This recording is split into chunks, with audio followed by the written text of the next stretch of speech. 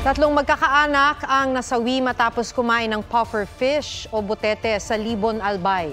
Ayon sa Rural Health Unit, napulot ng padre de pamilya ang butete sa baybayin. Inuwi niya ito at niluto tsaka raw pinagsaluhan ng pamilya. Pero matapos ang ilang minuto, binawian ang tatay ng buhay. Sumunod ang kanyang asawa at kapatid nito. Naospital din ang 5 pang nakakain, kabilang ang 2 taong gulang na bata. Ayon sa BFAR Bicol, mahigpit na ipinagbabawal ang pagbebenta, pagpaparami at pagkain ng anumang uri ng puffer fish. Base sa Fisheries Administrative Order 249, may lason kasi sa lamang loob ng butete.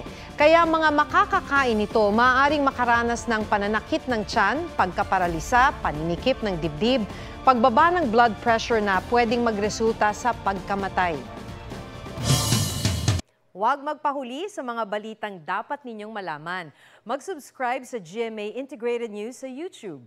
Sa mga kapuso abroad, subaybayan nyo kami sa GMA Pinoy TV at sa www.gmanews.tv.